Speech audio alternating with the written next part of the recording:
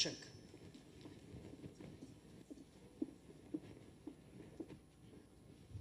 All right, good morning, everybody. Come on. There are how many people in this room now?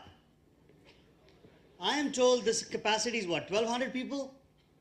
That doesn't sound like 1,200 people. Good morning, everybody. Good morning. I like that. That's a lot of energy. Thank you very much. And Professor Raja, thank you for having me here. GWFM, Shiva, Parthoda, thank you for having me here. It's truly a privilege. Coming back to college, coming back with students is always energizing and exciting to be here. And we had a round off the campus. You guys truly have an amazing campus. And really proud of what the founders here are doing.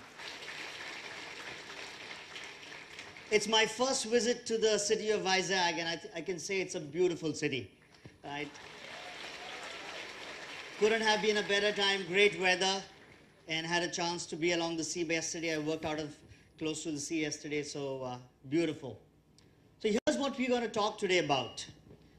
Some of the earlier sessions we talked about the disruptions, and I'm going to try and over the next 30 odd minutes try and lay the lay of the land with respect to what really is happening here. So if you think about to touch 50 million users, the television took 75 years. The radio took 38 years. How many years do you think Facebook really took to get to 50 million users? Yes? Well, it took 3.5 years. And how much time do you think, how many of you played Angry Birds? It's a bit ancient now. Everybody plays PUBG. How many of you play PUBG here? Whoa, look at that. Yeah, but you know, I'm talking about my times when we got onto gaming. That was Angry Birds. So how much time do you think Angry Birds took to really clamp on? 1 year? Well, 35 days. That, ladies and gentlemen, is technology accelerating to reach the customers faster. Our lives are changing, and if you know what Moore's law is, which says that every 18 months, technology changes almost 3 times. When we sent the man on the moon, the size of that computer was less than what an iPhone 4 was, right? Here we are today, and look at the devices that all of you have, potentially are so powered. Let's look at what's happening in the world outside. And for our friends in business and some of you in international business, I hope this resonates with you. And those in engineering, I'm sure this will resonate with you far more, because I truly believe that India as a country with the demographic dividend that we have, we don't need more employees. What do we really need more? We need entrepreneurs, right? We need people like you who are studying engineering, who are studying sciences, to be able to partner with the folks who are studying management and truly look at what we can create. And I think before we do that, I think it's important to look at what's happening on the geopolitical stage as well as on the macroeconomic stage. And here's why I believe it's important. It's important because it's no longer possible that you are working in isolation. We are dependent upon what's happening in and around us, in the countries that are in and around us, as well as in general countries that are on the global stage, because that is really what defines how money flows and how money stops.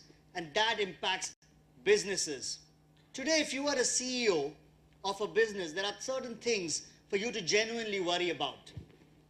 First, I want to talk a bit about what's happening on the global macroeconomic stage. First really is the sharpening tensions and doubts about US's role on the world stage. Well, we all know the president of US, right? He practically runs the country over Twitter at 3 a.m. But what's very interesting is the move to what's happening on the world stage has started some time back. We all know the role that US plays as the elder country in the world stage, trying to control and to sometimes almost arm twist the way world trade is running. And here we have Mr. Trump, who's basically dictating what he wants to do. I don't think he's really operating like a president, but he's more like a businessman, right? And what he's really looking at is, I need to win so that in the process you need to lose, right? It's not about win-win situations. It's really about, I want to be the toughest negotiator here. And that's all that Mr. Trump's done through his business life, right? And what you see right now is a lot of that. But I think if you look at US policy, I don't think US policy is really very different, right? I think US policy is not really very different. But I think what's really happening is because of the position that US is taking to say, we will intervene and interfere and we will put money only where we believe there's benefit to us, is making US allies really question what do they need to do. And US allies are today hedging its bets, whether it's UK, it's Germany, or some of the other allies. They're all hedging their bets on both sides of the world. And because of this new balancing that's happening in the world, where US was clearly a superpower, right? Now we're starting to see new patterns emerge. Who are some of the other powers that are starting to step up? Folks who are starting international business, what are some of the new powers that are stepping up? China. What you're starting to see is some element of rebalancing happen, where China has started, its aspirations are getting much more wider and bolder. It's making more investments. And if you know about the Belt and Road project that China is really working on, that potentially goes all the way into Europe and is going, and then the whole old, what we call as the old Silk Route. And it's really going to open up trade in a very different route. Russia is no longer the force that was once with USSR, right? But who can tell Mr. Putin that, right? Does Mr. Putin get that? He doesn't get that. And he still believes he does control a lot, and he does believe that he controls and has influence on the world stage. Now what you're starting to see is USSR doing what it needs to do on that side with Syria and other places. You're starting to see China arm wrestling in and around Southeast Asia. And you're starting to see US making its call. And of course, how can we forget the European Union, right? We all know what's happening with the European Union, with Brexit, right? Madam May has decided the fate of UK. It's now going to be England and not what we call as UK anymore. But I think with Madam Merkel in Germany, potentially on her last potential stint, who's really going to control the world, the European Union, try and put some semblance out there? And the European Union, ladies and gentlemen, will really need to implement badly needed reforms to really be legitimate. Because here's what's important to understand. If more and more countries start to break away from the European Union, it is an amalgamation of countries which has a lot of aging population, a lot of senior population. Now, if you have a lot of senior population, what is the consumption going to be? What's the consumption of that population really going to be? It's primarily health, right? And more stuff around senior citizen stuff, right? Are they going to be buying new cars and new vehicles and consumers of more household goods? You're starting to see if it continues the way it is, and if they start fragmenting further and they lack interdependence and they start becoming more independent, they will have no choice but to start becoming more self-sufficient. And in a self-sufficient country, with the size and scale they have in each country within the European Union, the markets aren't big enough. Do you realize that? And if you are a leader and if you're aspiring to be in business as a CEO, look at the impact of that on what you thought at a point in time where your business would have been in Europe. Complicate that further with uncertainty surrounding the future of North Korea and whether they will actually have a nuclear program. Will the nuclear program do something serious, right? With Kim Jong-un in power, I think compared to his grandfather and father, at least he's getting stuff to go somewhere, right? I mean, at least the tests have started to show results. Now, God knows how far he can go. Can he go all the way into San Francisco But I think the bigger problem is it is starting to, in the Southeast Asia, create more tensions. Now the dialogue between North Korea and South Korea has started, and like Germany, will they come together? And if actually North Korea, South Korea comes together, then that's an excellent market. But who will play the role in the Southeast Asia then of trying to be the elder brother? Will it be China? Or will it be Abe in Japan? And Japan and China were not the best of friends, but look at what trade makes you do. Right? Abe started to move closer and closer whilst they're friends with US. Abe started to move closer and closer with China. And look at what Mr. Xi Jinping has done. He's now basically become, till he lives, the supreme ruler of China. And God knows till how long that will continue. But I think what I'm really more worried about is not about what China is doing through the Belt Road and some of these things. What I'm worried about is what I've just talked about is what technology is doing in the grand scheme of things in this era. We all know a lot of Chinese tech companies coming through, right? The likes of Baidu, the Alibabas, the Tencents, and the others. And these have a very, very, very strong government backing. How many of you remember a movie that was hacked? I think Sony Pictures were hacked, and a movie kind of was leaked out much before it could release. Do you guys remember that? So you have active Chinese government influencing and helping its companies from China, the Asian tigers, really go out into the world and start take more center stage. We don't know whether the Chinese government is really helping them with respect to access to data which normally could not have been accessed. And you're starting to see in Fortune top 50 or the top 20 companies, a lot of Chinese companies jumping in. And what I'm really worried about is China will not allow Facebook and the likes of Amazon to come in, right? Because it has to protect its own boundaries, has to protect its own companies. And therefore, as a businessman, as a CEO, whilst I would want one internet, I would want one world, because that makes trade easy. Knowingly or unknowingly, ladies and gentlemen, we are setting the stage for, you know what? For two internets. One that's potentially coming out of China and one that's potentially backed by the US. Europe most likely will fall on the West.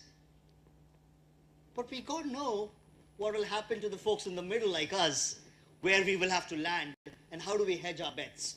But this is really very interesting. I mean, if you think about where your business would be, and as a CEO, you can no longer believe that it's one world, and therefore I can have a India out strategy. I need to hedge my bets with what's happening in China, with what's happening in Korea, what's happening with Japan. The Middle East seems to be like in a chaos right now. European Union, we don't know. The Sub-Saharan Africa, with authoritarian leaders, is posing its own challenges. So globalization 4.0 is not as easy as was a decade ago, because countries are becoming more and more protectionist. You're starting to see mobility being affected. So you cannot, today if you have to send people from India to US, to UK, to Australia, to Singapore, it's not as easy as it was before. So mobilizing talent is truly becoming a challenge. That's, I think, a little bit about what's happening on the global stage. And I think I didn't want to scare you, but I think it was important to understand that whilst technology is doing what it is doing, the global macroeconomic and geopolitical forces are also impacting more so how businesses are going to move forward. And technology is only going to enable this to a degree. We saw what's happening with Facebook in the US. The government is ripping Facebook left, right, and center. Now, one way to look at this is the likes of Facebook, Amazon, Google, all out of the US right now. If China is supporting its internet companies and completely backing them up, and the US is pulling them up, what's going to happen with this? Right? No longer will the likes of some of these US tech companies be able to be as profitable as they were, because new norms and regulations are coming in. They may have to shell out more to do what they're doing. And potentially, if you look at the trade wars that are playing out, this could have its own implication. Let's move closer into how this impacts human resources as a function. We looked at broader how it is on the global stage. We're starting to see convergence of industries. We're starting to see situations where I have been experiencing where automotive majors are asking us to say, we're having autonomous vehicles. If you have autonomous vehicles, can you work with us to say how it is healthy to travel in our vehicle? So A, of course, that is risky to travel in.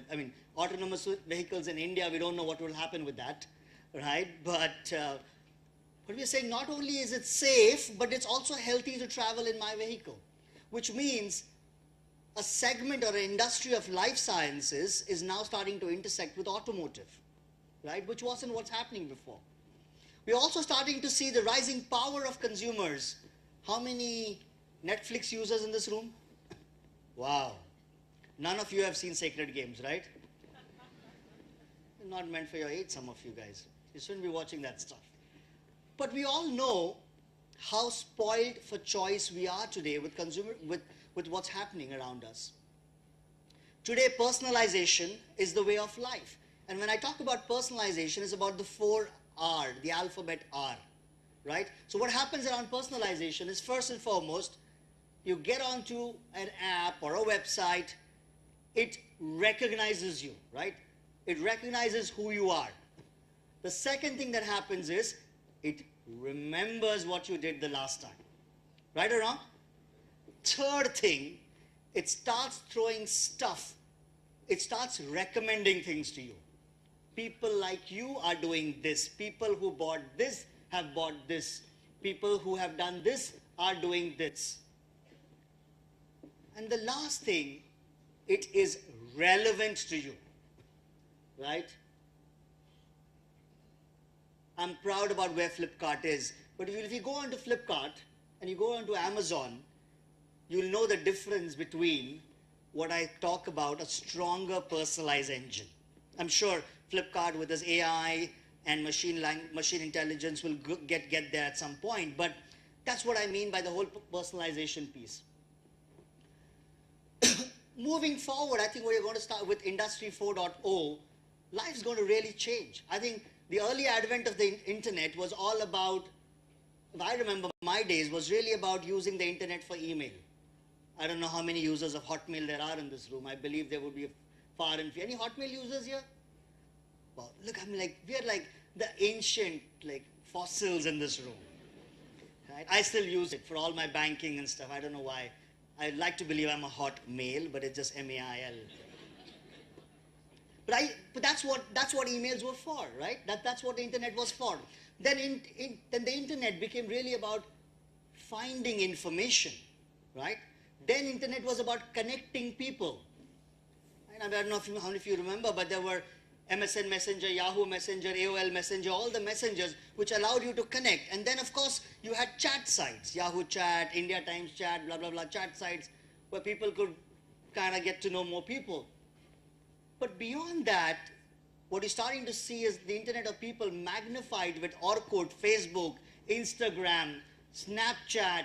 Am I missing anything else? Sorry? WhatsApp. Oh, of course, WhatsApp, right? And then, of course, the likes of Tinder and Bumble and whatever other things that play out, right? It's really about connecting people. But the big shift, what we are seeing whilst we are all here, is about things getting connected to each other, right? Which is really around the space of what we call as IoT and Industry 4.0 or Internet of Me, which is really about, imagine the seat that you're sitting in right now, right? If you at some point in time have had a slip disc, if that seat can recognize what angle your posture needs to be for you to be comfortable, it basically says, it knows what comfort you need, hard, soft, medium, whatever, right? Seat. And based on your personal profile, if that seat could alter itself accordingly because it has sensors, and the sensors connect to the internet, and the internet has access to your personal information, what you're starting to see is in and around you, the devices that you're using start to customize around you, and the Internet of Things starts becoming the Internet of me, right? And that's the big shift. Think about that in industry today. You have seen some of Alibaba's warehouses, right? You're starting to see robos that basically do all the grunt work that's required of moving things from one place to another, and they take that entire order and take it to a human being to say, I have done everything, can you just like put a label, figure out this is right, and then get it out, right? That's Internet of Things. How many of you heard about Michelin? Michelin, anybody? What do you think is Michelin? You have Michelin star restaurants and chefs, but Michelin is actually a tire company. So what should tire company actually be doing? Manufacturing tires, right? But Michelin is now launching something called as tire as a service. What does it mean? The big move into the future is people realize that people may not be buying as much cars, because I'm sure you have seen that you have people doing cycle sharing. So you can take a cycle from this place, access the app, and then leave the cycle to the next place. That's potentially what's going to happen fast forward of vehicles. Because public transport, Hyperloop, all this is going to come in and kick in. With all of that happening, people may not be buying as many cars as possible. So companies need to start thinking, what do they do with all of this? And it's possible that like these cycles, you'll have vehicles or cars from one point to the other that have been, you can pick up a car, drop it to the next point and move on. Now the beauty therefore is, what therefore should we as a company do? I need to figure out, when you're sitting in that car, what do I do? How can I sell something to you? Because I need to start seeing an uptake on it. And that's what Michelin is doing. Michelin is using tires and the sensors in the tires to tell you, boss Unmesh, it's high time you learned how to drive. It's clutch, brake, plate, right? You need to understand better, because you're burning your tire more. So you're getting more proactive and predictive. It will tell you proactively, saying you're getting to a point where this point in your tire is starting to rub off more, you need to get your wheel alignment done. But they're getting smarter with respect to that. Similarly, more and more manufacturing companies are realizing that the devices that they're manufacturing don't get used as much. How many of you have like this machine drill at home? Some of you have this, right? You know, we men like toys, right? So some of them, so you buy this fancy thing, you potentially use at best 3 times in your lifetime of that entire thing, right? The question is, I think the company's name is Bissell, which actually manufactures high-end drilling machines. What they've started to do is they've realized that the idling of these machines is high, and they know that people may not be buying this as much. So what they have started to do is, can people rent out their machines more? And if people can rent out their big drilling machines more, they're technically making more money, but that applies to everything, right? Chances are people may not want to buy stuff anymore, but be willing to use pay-per-use and move on. Complicated further with, of course, everybody knows about 3D printing, 4D printing, right? You don't need to now no longer wait for a part that is broken to be shipped by the manufacturer. You can go to a spot, you can print it up, take it up, fix it in, and including metal printing, right? So all of these are posing interesting things that are happening. And lastly, from a people standpoint, what you're starting to see is the emergence of the fluid workforce. It's no longer about lifetime employability. People come in, people go, people want shorter careers, people want meaningful careers, people want an entrepreneurial stint, they fail at that, want to come and work for some time till they collect some money to go back out again. People want to do shorter gig stints in corporate life. And the clicker refuses to work. Next slide. All right. I think here's what's happening with human resources as a function. The early 1940s, 1980s was really about the industrial corporation.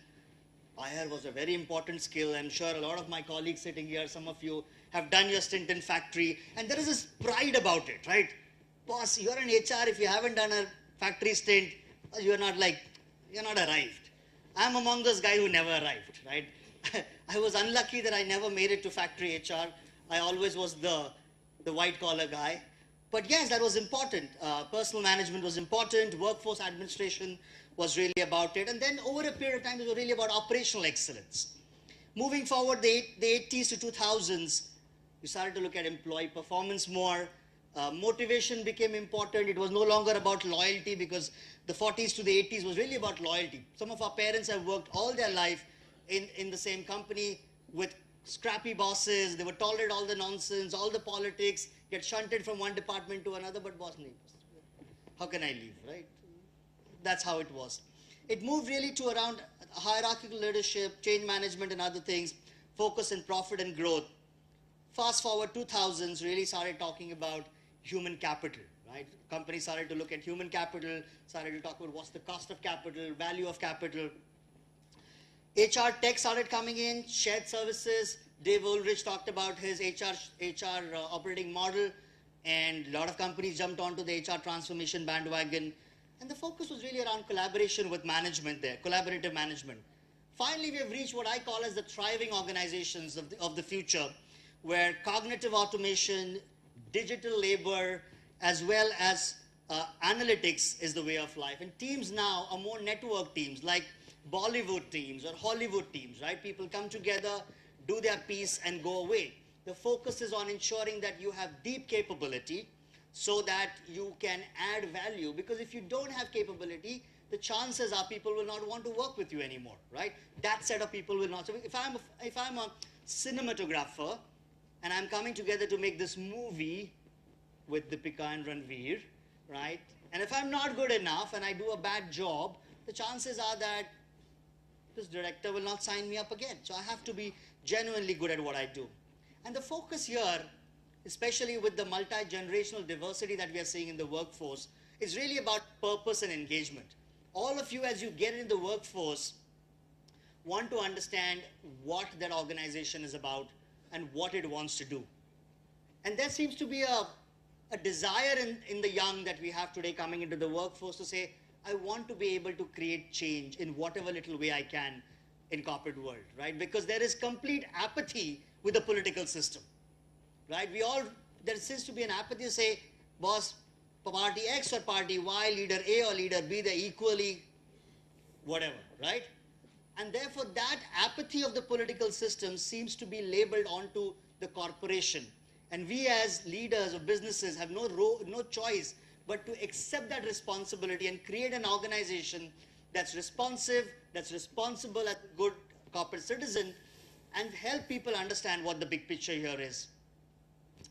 Quickly moving forward, when we look at the work that we did with CII and our CEO report that we saw, clearly CEOs expect a partner to drive strategy from human resources as a function. So the research that we did, 54% CEOs feel that there is a need to transform the organization to become a different entity. What I talked about some time back, with Industry 4.0, every company of the future, the chance are it is going to be a tech company. But that's not the workforce that we have today. Reskilling of workforce, shaping of workforce is going to become more important. Achieving organizational agility. 86% CEOs consider agility to be the next currency, because no longer the power of the idea lasts for a decade, right? Ideas come like this, business models are changing. I don't know if you're watching this war between Uber, Ola happening right now, and what the impact it is creating onto the disaggregated drivers. And I don't know if some of you need to research that, but Meru seems to be coming up with there's a saying in Hindi, dono ke jhagde mein teesre ka fayda, right? So apni roti sek lo. That's exactly what's happening right now. Meru seems to have come up with a very exciting plan yesterday that I saw of making an entry while these guys are fighting with their drivers, right? And therefore I think there's a need for agility, designing a flexible organization, assembling high-performing teams, continuous evaluation and feedback is going to be important. I've got to figure out where do I point to get this right. Okay. Moving forward, CEOs are expecting that we help partner drive organizational transformation through technology. 94% CEOs consider tech disruption as actually an opportunity. Whilst they're worried, but they also consider that as a big opportunity. And I don't know what's next on my slide.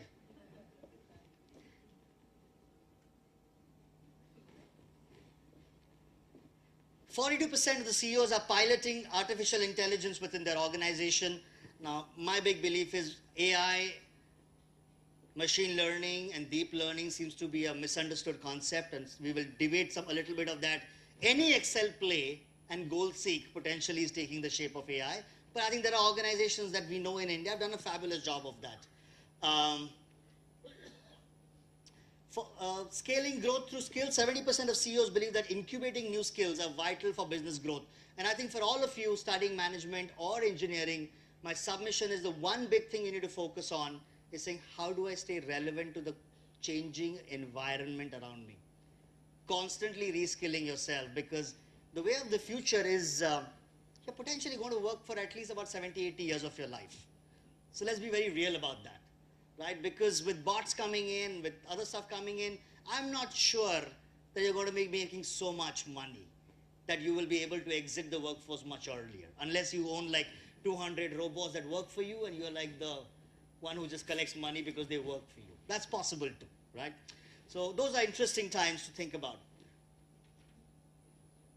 That's it. So quickly, I think if I look at the journey forward, moving forward, aligning HR architecture to business value drivers. I guess I need to move closer this side. Will this work now? Supporting agility through strategy and structure, partnering with your businesses do that. Owning the digital agenda, that's a big one for human resources, because I think working very closely, partnering with your CIO, CTO, and shaping the culture for digital transformation in the organization is important.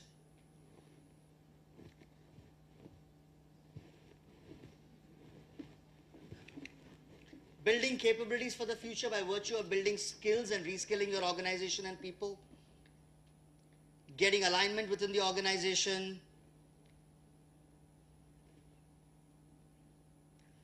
Three big other shifts that I want to quickly touch upon before I go. Critical outcomes that need to be impacted from an HR organization standpoint. First one really is around workforce strategy and shaping. Second is workforce experience. And third is really around workforce delivery. Workforce structures, you're starting to see a hybrid workforce, and you will see that in your lifetimes, in my lifetime. We will have to worry about saying, how do we ensure we create an environment where robots and people can work together effectively? It's real. It's something that we will all have to figure out. Are you guys excited about that? I mean, you guys in tech should be very excited because you guys are going to create that. And the folks in management, you guys got to figure out how do you solve for this, right? So that's the exciting bit. A third, you're starting to see the networked agile laborer, where information is more accessible. You're starting to see more entreployees, people who want to be more entrepreneurial, and there is no choice for organizations but to make people more entrepreneurial, because that's when there is innovation, people will want to be part of it and run with it for some time. So that's going to be interesting. And lastly, gig economy. Everybody wants to do short fuse stints. People will want to do work for 2 hours, 3 hours, do only stuff that they like to do. Right? All of us who made careers in human resources, there were parts of our jobs we did not like, but we didn't have a choice. We had to go through it. But more and more as we move forward, we're starting to see people both who are experienced as well as the new generation that's coming in wants to focus on only things that they like to do, that they are good at, and they want to build deeper specialization on and want to be known for. Talking about workforce experience, purpose and culture is going to be important. People want to work for an organization where they know what the purpose of their organization is, and they can connect their personal purpose to the larger purpose of their organization. Culture is going to be a differentiator much as machines come in, because machines are going to create a sense of exclusion.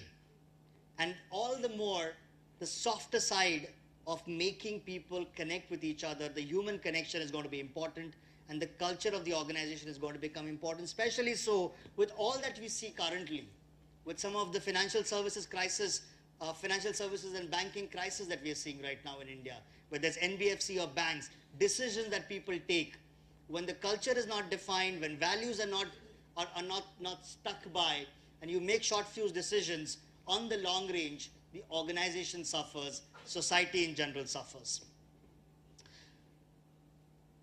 Value proposition is going to be important. We will have to start looking at every employee as an individual. So HR, there were good old days of HR where you could do a broad brush program and say, boss, this one policy applied to everybody, right? Now we have to start thinking about personas in the workforce to say, I have people who are Gen Z, who are coming in, I have millennials in the workforce, I have Gen X, I have baby boomers, and to each one of them, it means different things. So a intervention that you do or a business decision that you take for your people, you have to think through about it from different lenses. Finally, when I talk about workforce delivery, CEOs will expect HR to come up and think about workforce insights and analytics. If I have an aging workforce, if I don't have a gender neutral workforce, if I have skills that are going to start tapering off, I think new locations that I want to go, how do I use the right people at the right jobs, are going to be all interesting things. And finally, I think it's really the whole journey around analytics, from descriptive, diagnostic, prescriptive to adaptive analytics is something that we need to work about. You will see new roles in HR, and that's happening as we speak. You're going to start seeing what we call as the workforce shaper, somebody who really works undertaking and shaping the workforce of the organization. Employee experience consultant, HR as a function has changed. For those of you who believe you want to be in HR, you need to be supremely good in understanding people from a human resources standpoint. Second, understand technology. And third, understand marketing to be able to really communicate for impact so that you can make the changes that you desire. Robotics capability manager, architect, people data analyst, purpose and culture manager are some of the new jobs that we will start to see play out in the function of human resources. Now, all this is great, right? But are we ready? Do you believe we are ready? What do you guys think? What do you think? Getting there? So this is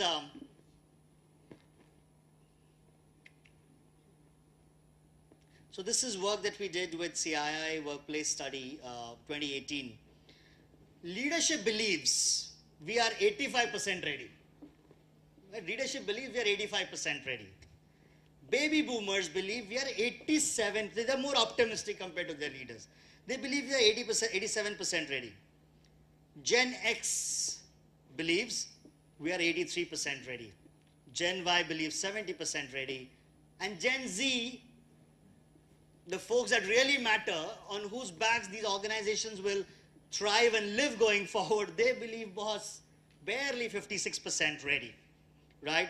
So while 97% of the employees believe that they themselves are ready, only 76% of them believe that the organization is ready as well. And that, I think, is a big challenge, right? So we are staying believing in our la-la land that yes, we are doing what it takes, but we also need to understand that technology is shifting aggressively beyond us. And I think organizations need to increase agility to be able to stay relevant. Finally, the CEO's agenda is really about enhancing the impact of HR. HR no longer is about hiring, training, performance management. It is actually in between some of this. It's really about looking at, and Ramcharan talked some time back about saying HR as a function needs to be broken because he believed it's redundant, it doesn't add value, because we come to such conferences and talk about why HR should be a business partner. But who told you you're not a business partner? Why HR should deserve a seat on the table? The problem is when you talk fluff stuff and you don't understand what it takes to increase sales, what it takes to increase and make the revenues that you need to, what it takes to make the profitability that you need to, and what it takes to be able to take more market share year on year, and how the people agenda, using technology, using digital, using analytics, using AI and all of that, how you can show a CEO an impact on that. That's when you start showing value to your business from an HR standpoint. And how you build a culture that people genuinely come to work and are inspired and excited to do their best for their clients. Second, I think HR will have to start taking a holistic look. Long gone are the days when you can take a look and saying this is not HR and that is not HR. Everything is about HR because the only differentiator organizations will have is people. If you have fabulous people, if you have the A talent, then you have a better chance of creating great product. You have a better chance of creating good services going forward. And finally, you need to understand that disruption is the way of life. Change is the new norm, right? What you designed yesterday will potentially have to be broken and rewired again today. So that's the way of life. Ladies and gentlemen, on that note, I think I'm pretty much towards the end of it. If you need to reach me, you can catch me on LinkedIn. I'm Unmesh Pawar. If you want to catch me on Twitter, it's UPIM. But I think my submission as I walk by is keep your ears and eyes open to what's happening around you. Geopolitics and macroeconomic factors define and dictate how businesses will work into the future. Second, look at how technology is disrupting this. Look at how shifting of demographics is impacting businesses. And therefore, what you need to do individually to stay relevant to the context that you're operating in. Ladies and gentlemen, thank you very much. I'm not sure we have the time for a question, but I could take one or two questions.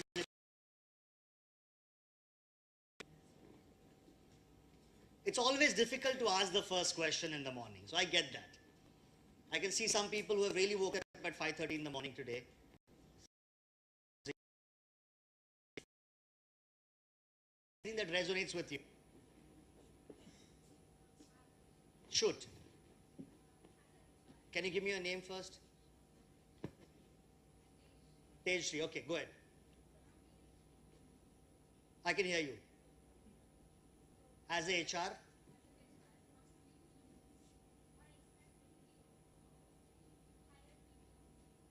What I expect from people when I want to hire people? I think HR is a very noble function. And therefore, I want people who genuinely have a burning desire to make change happen. First,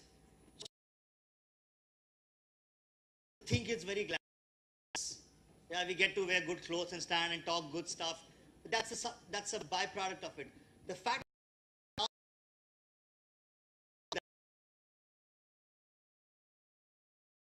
change. Second, appreciation of what's happening in systems. And third, numbers, right? You need to understand how money is made and how money is lost. If these three things, does it help? My question was, what do you expect from GITAM students to be able to hire them as, like in the technical field? Or when will you come to our campus for recruitment? For technical? Yeah. That is clearly a planted question. So I think the short answer to that is, I'm hoping that of what you guys have studied is phenomenal. And when I go back and talk to my teams who look at campus hiring, if they tell me that yes, our experience with these students or somebody else is hiring and their experience is far so phenomenal that we need to be here, we will be here. Yeah? Thank you. So thank you for that. Was that a planted question or no?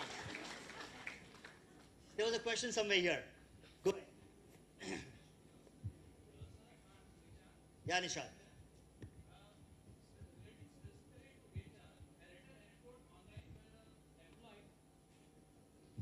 I read an anecdote online where an employee automated his task, right?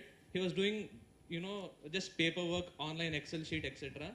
He automated his work, and when the HR found out that he was doing so, he was fired. Now, if the topic over here is disruption, and you're talking that employees should be able to come up with new stuff, how are you going to manage this if the people who do disrupt and come up with new techniques are fired for doing so? Thank you. I don't know who that HR guy was, but it did happen. So I get the point, right? But I think here's what my big belief is. A, that person shouldn't have been fired because he was actually creating disruption. He wasn't disrupted, he created disruption, right? But I think it's a reality you can't run away from. I'm not going to be diplomatic and say that with robotics and RPA happening, jobs will not be disrupted. Jobs that are bottom of the food chain, that are predictable, repeatable, that can be made into a rule, i.e. an algorithm, will be disrupted. Yeah. And therefore it is important that in college, we learn stuff that is relevant, which is not what machines can do. And therefore the the humanity skills become more important. So whilst learning technology, learning your business models is important, the softer skills, problem solving, critical thinking, team management, communication, empathy are all relevant skills, and I'm hoping that at GITAM you are learning the value of these skill sets. So if you learn some of these skill sets, you will maneuver your way. And I think I'm a big believer that technology will augment, but of course, first wave, it will disrupt jobs. Thank you. Helps? All right, I think with no more I'm questions. sorry, can I interrupt you for a second? Yes, please. How are you doing, sir? Very well, thank you. I'm a HR student as well as my fellow classmates here, and like many other HR students in other colleges as well. So we know all. I'm sorry, this is not. Yeah. It's working. Yeah. So we all do know the foundations and theories and studying HR and You keep following going. that. I can listen to you even without the mic. Is it okay? We've got sensors there. How can I equip myself to fit in or to be demanded in the present scenario or in the future scenarios following up in the HR department? I think I already answered As a that when student. Tejshri asked the question. I think one is, Not as a GITAM student, but to actually be in demand all over, like anywhere, to be like, I want to be in demand. I want to, like, you get what I'm trying to say. To probably equip myself to what companies are looking for, present scenario and future as well. I think just do what I said. Right? Just do what I said, right? Do you I have think, any specific courses you mean, or just be I think, look, I sensitive mean, to environment? I think there's enough. If you look at MOOC courses today, there's enough and more around analytics. There's enough and more around experience, right? If you can focus on those two, I think you should be much more attractive to most organizations. Because there's genuinely a lack of, if you go back to the slides, the new jobs, right, of the future, those are skills to start building on. And I think there's enough and more material right on MOOC programs that you can play out with. And if I would be hiring on campus, if somebody said, I've tried this model, I've done this in my summers, and we have done this, I would be willing to do that, because the problem is right now, HR teams are learning this on the job. So I, for one, ensure that all my HR team has got trained on design thinking. Because what comes out as a value from that is phenomenal. We are reinventing how performance management is done for KPMG across India right now. Now that using design thinking, I'm teaching these people. Had somebody said, you know what, I've done design thinking in school, I've implemented 3 projects with this, so well, you should hire this guy or gal. You get what I'm saying? So simple as that. So you're saying design thinking, analytics, and experience. Design thinking, analytics, experience are 3 good areas enough to for now. potentially differentiate. Sure. Thank you. Well, it seems to be a lot of questions. Go ahead.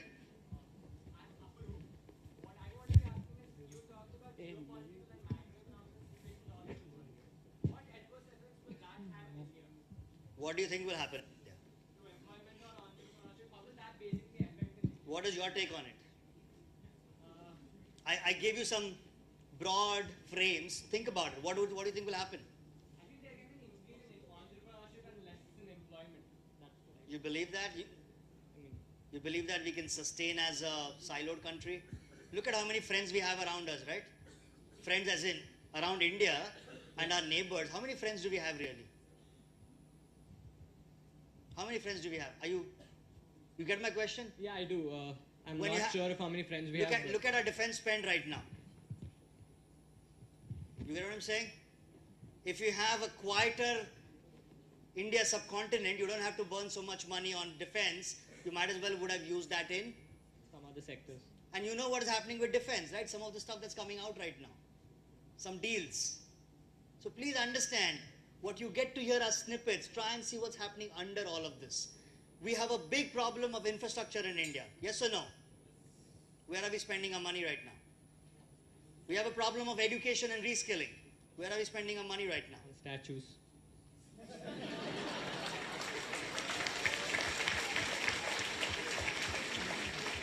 So look, I'm not political in any way, but all I'm asking you guys to do is be smart, and try and understand ask 5 whys and you'll know what's happening there. That's my submission. I do not believe India can continuously prosper if the world in general is in chaos. When the world grows at about 4%, India potentially seems to be growing at 7.5. I am not sure we will grow at 7.5 if that slips anyway. So the world needs to grow so that India can grow. I think the best, India has done potentially was 2004, 2008, when the world was growing at 5%, we grew at, I think, I don't know, potentially around 8.5 or so, right? So think about it. You have to, there is a level of interdependence. You can't run away from it. But yes, we as India need to start being more entrepreneurial and really have something which is India out that we can be proud about. We need to stop copying US startup models in India or Chinese startup models in India. We genuinely need to have India out, indigenous, made in India solutions. There's enough and more. We only touch the tip of the iceberg, right? If you look at telecom adoption, right, or telephony adoption, we barely have made 25% penetration. So there's a lot that can happen with that. Geo is showing us some strides on that space, but interesting times. So watch it. Thank All you, right, sir. ladies and gentlemen, I want to be able to ensure that you keep enjoying this session.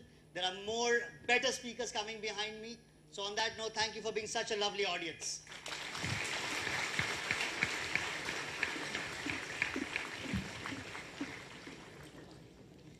Thank you, sir. It's been a lovely speech where you've taken us through the journey of internet exploration and the way it's catering to the global world. We are very delighted, and I'm sure that all of us have got enlightened and inspired by your speech regarding the mega trends altering the business landscape and the evolution of the HR function. Ladies and gentlemen, please put your hands together to welcome our next strategic keynote speaker, Mr. Vinay Agrawal, Global Head, Business HR, Tech Mahindra.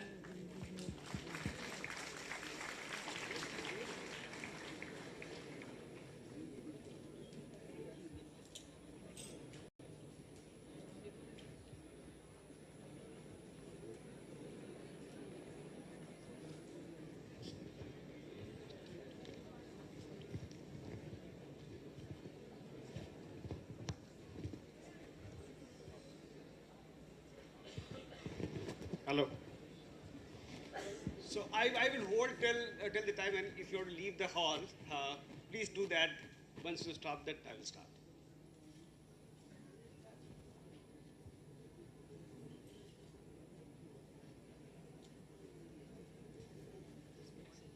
Huh?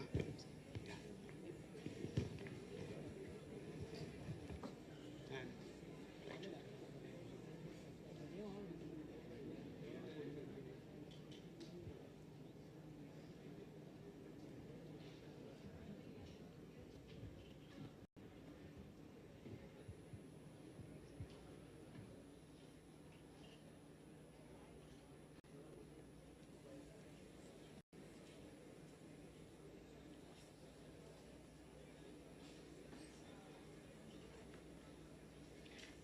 Please do that fast so that we can get on. Okay. So first of all, I think Unmesh has done a phenomenal job in terms of very information, a lot of illustration. What I will try to do, how much time I have? 15 minutes? 20 minutes, okay. Fine. So I'll make it quick. So first thing is, I want to say that there are a couple of people from GITAM who are working in my team. One of them called this morning. He was not, I told him that I'm going to GITAM. I was very happy. This guy basically has set the record of really having a maximum promotion in a short span of 4 to 5 years. So congratulations to you. Yeah. I'm also impressed by all I have seen. The question I heard, very, very witty guys. So my only request would be that I may not be able to answer a very specific question as an employer, but other than I'm absolutely fine.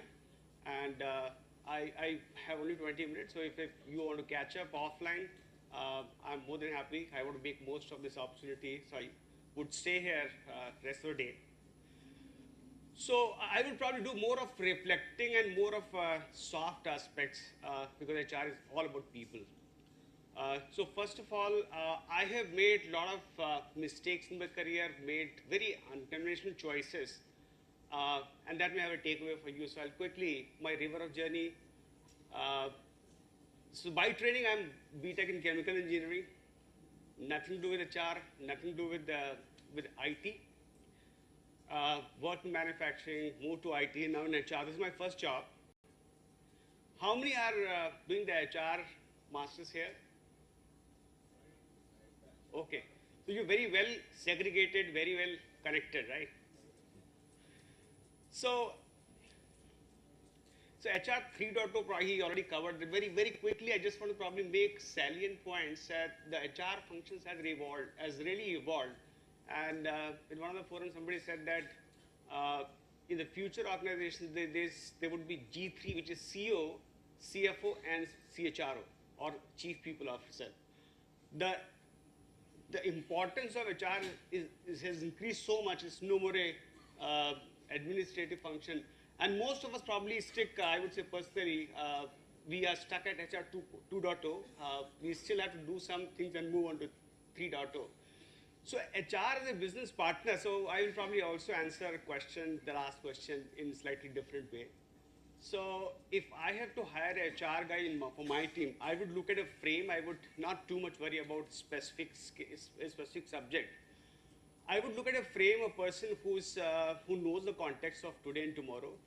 I would look for a person who's passionate about changing things, and basically talent analytics and some basically comfort of the number would be added advantage.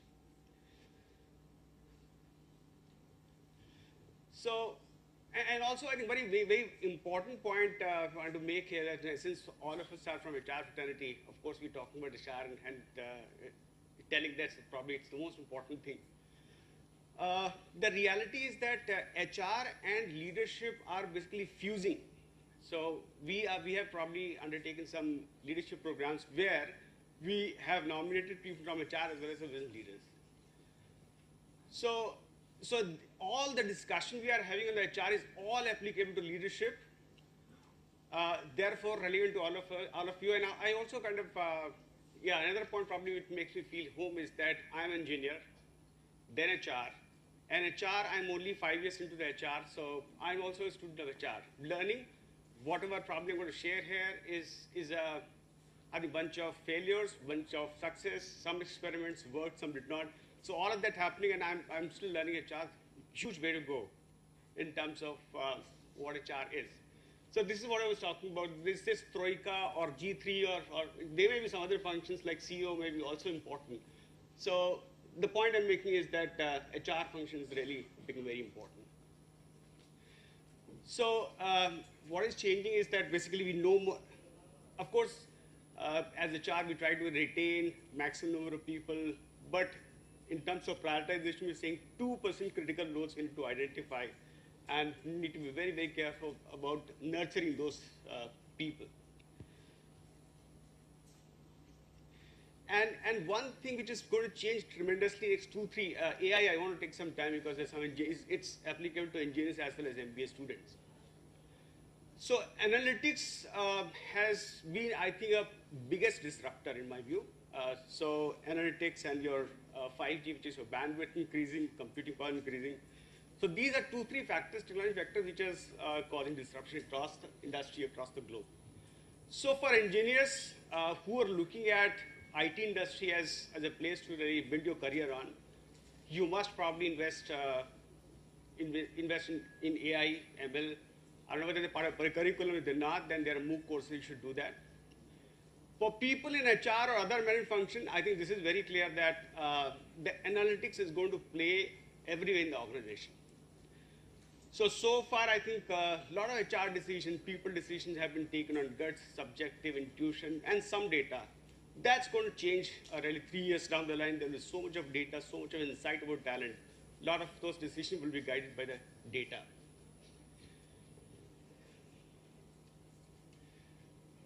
Okay. So a couple of things basically which could happen probably more. So the valuation of talent traditionally has been number of experience, 10-year experience guy, 15 years, and the hierarchy really goes up as you accumulate a number of years experience. That's not going to change. This is already in practice. Everybody has to confront the question that what value I bring. If I'm only administratively senior having 25 experience, that's not the, and if that is the case, I need to really worry about my job. So valuation of talent is something which is really going to, so when you look at your career, you need to probably see the context and see what value I can bring to the organization my first year, 5 years down the line, 10 years down the line. And that probably will guide you through your career journey. The other thing I think people are talking about is that, any organization who has built the capability of dynamically reallocating people from one place to other places would thrive. So it's like film industry, right? You make a film, you decide to make a film, you basically build a team of script writer, actors, music, etc. Films made, project over, dissolve, some other project. So that's going to be, I think, nature of, especially IT. I'm very sure it is already it's a project industry, project organization. And the redeployment, quickly doing a redeployment, putting the best possible team is the ability which is going to make organization successful or unsuccessful. Third thing is the change. This is a semantic question, but there's a deep insights here. So a few years back, change management was basically, I would say, in the conversation, very often used terms. I don't hear change or change management much now. I hear disruption and transformation. So whether it is a personal level or it is organization level, incremental changes is not going to serve the purpose. In fact, we have identified the key leaders in the company, and we are really have designed a program to really make significant positive changes into those leaders, because if they don't transform, the company cannot transform. So understand that incremental change will not serve the purpose. You have to think big.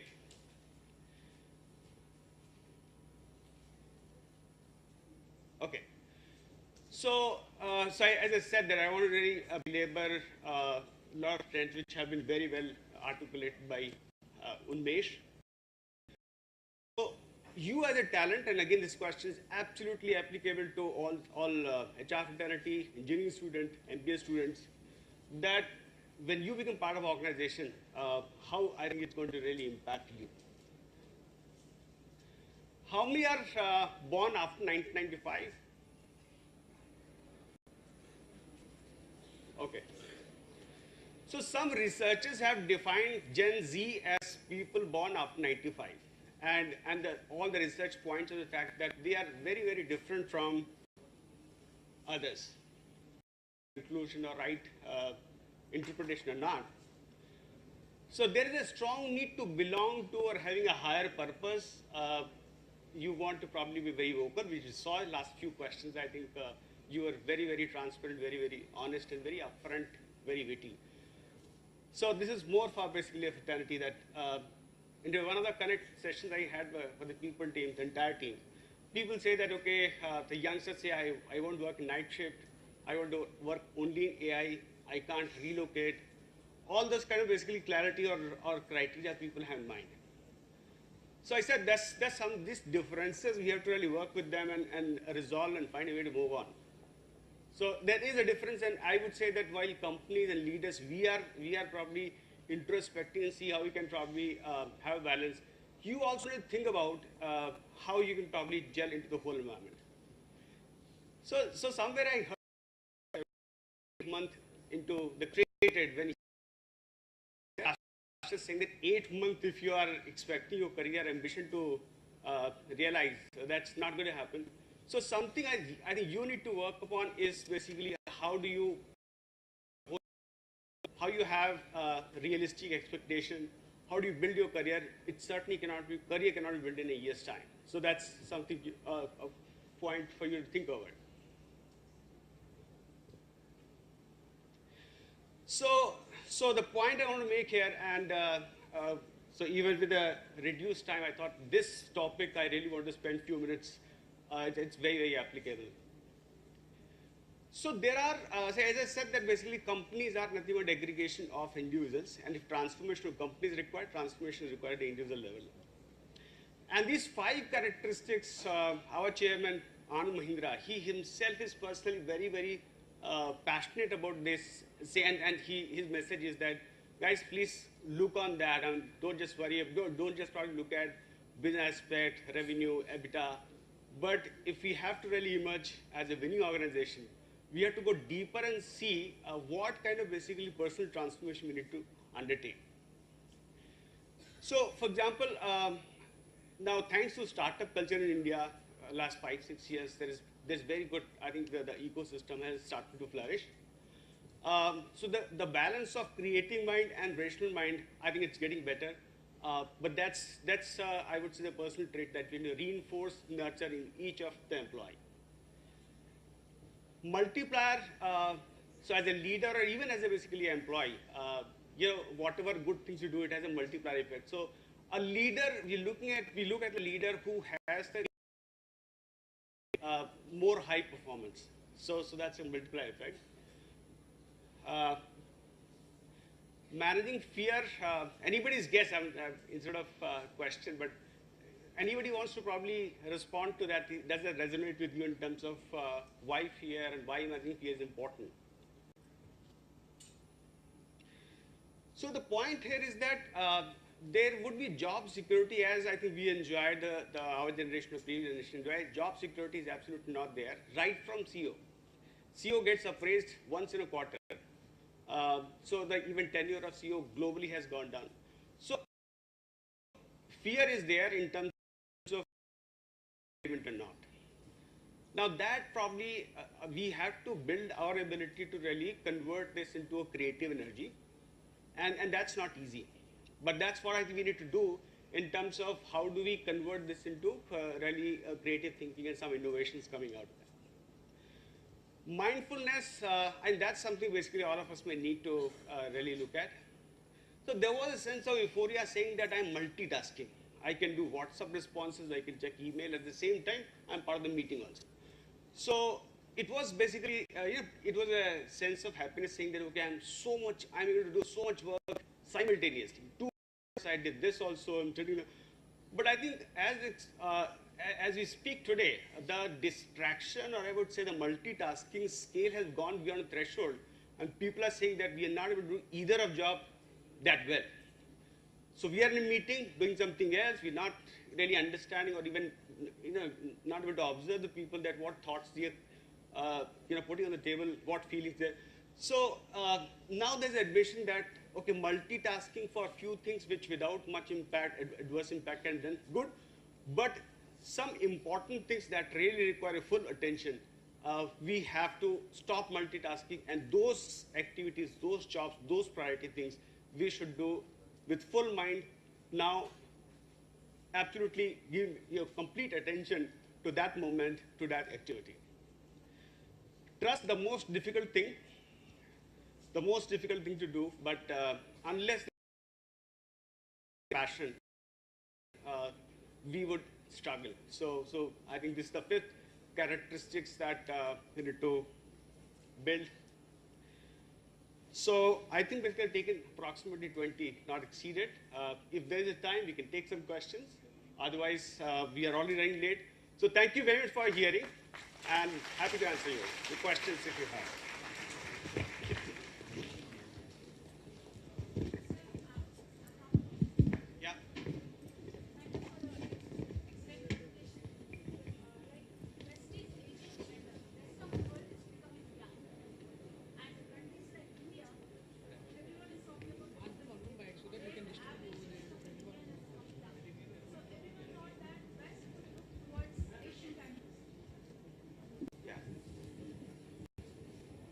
Thank you, sir, for the excellent presentation.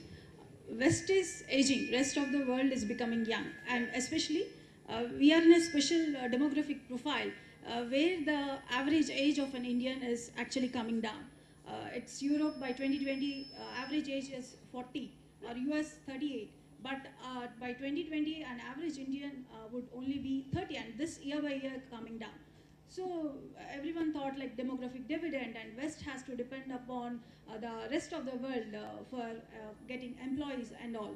But already they have answered to this. For example, countries like Japan or Korea or China already used robotics or artificial intelligence or Internet of Things to answer to this problem. So maybe tomorrow a global HR has to decide while assigning for a work whether he has to assign for a human employee or a robotic employee. Maybe this is going to be the future. Of course, technology is going to create more and more jobs, no doubt. But I want your view on this. Thank you. Yeah. So this is a good question. There is a normally, I think all of us are afraid that AI may take away our job, the robot may take our job. But my take, I'm very clear about looking at the history. Whenever technology has improved, it has created other services, other I think demands, other requirements. So robot and AI can't go beyond a point. So they can only probably, what started as a MIS, so 10, 15 years back, all the information system was called MIS. So it's an evolution. The information probably is going to give you much more second insight, which earlier were not possible. So to that extent, there will be improvement, but this certainly will not take away the job. Now, I'll give example of HR itself. In HR, if I don't probably disrupt to myself and basically make sure that I am doing, I'm looking at the, for example, looking at the software aspect, looking at leadership development, unless I'm not building my contribution there, and if I'm only stuck in operations, which is Excel sheet and review, certainly I need to worry about I may not have a job 3 years later. So the point is that each one, and AI is one, I think, the biggest monster which everybody has to worry about. Now each one have to see that what is the impact. So for me or for HR professionals, the talent is something we need to pay a lot of attention. One, and second thing, we need to focus more on the culture, leadership development, which no AI can disrupt. So those human things certainly would be, I think, the biggest area for HR professionals. And that's what we need to say, how we safeguard from, if my job contents currently are doing 80% Excel, I need to worry about. So I need to probably get into OD development. So thank you very much. I got a question, if you don't mind. Yeah. Quick question. I know you talked about appraisals and performance management. The bell curve, which we talked about, the 20-70-10, is there a disruptor for that? So, I think the philosophical, I would say the fundamental problem with the appraisal system is that it takes you back. It takes you what happened last 1 year. So it's a post-mortem, and except few people who get excellent rating, everybody else is demoralized. There is no contribution to what going to happen in the future. So I think these were the fundamental issues. I think 2 years back, it was fashion to say that we have dropped the bell curve. And we also know that all those companies struggling, if not bell curve, if not rating system, how do you differentiate for the better performance?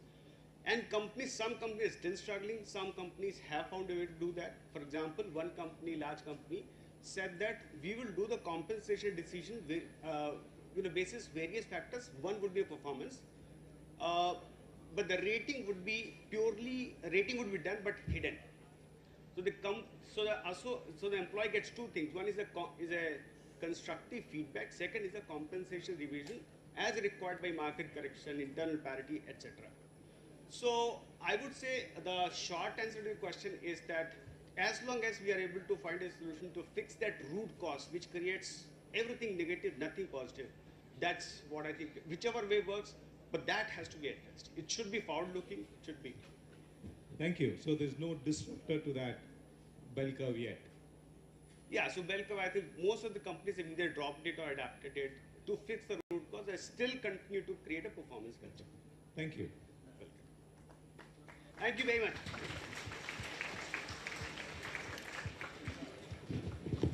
Thank you, sir, for those valuable insights regarding the 4 major disruptions, namely globalization, demographics, technology, climate change, and its impact on the business economy in today's scenario. And also for throwing light upon the new thrust areas for HR that are essential for surviving in the marketplace in the long run.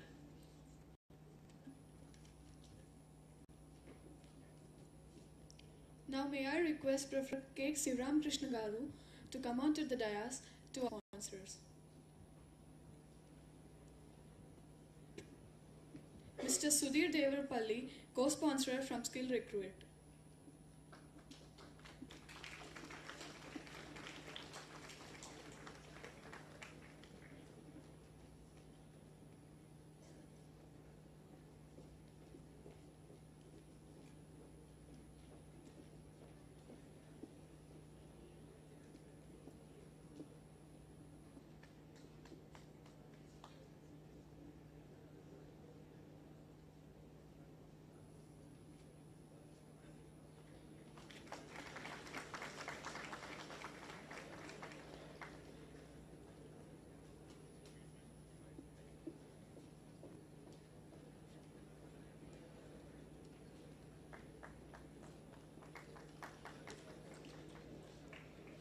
Mr. BVLN Prasad Garu, MD Q Minds.